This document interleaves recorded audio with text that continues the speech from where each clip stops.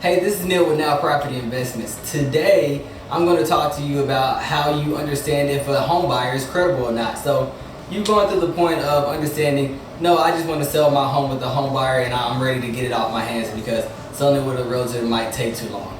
How do I know that the home buyer can actually get the job done? Step number one, ask for references. If they don't have anybody that they can refer you to in the past that they've worked with that can say, hey, so-and-so knows how to get the job done and they did it right for me.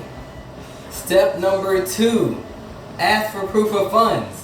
They have to show you some kind of way that their lender is able to purchase this home or they have cash on hand. If they can't do that, then X them out. It's not going to work. Last but not least, check online reviews.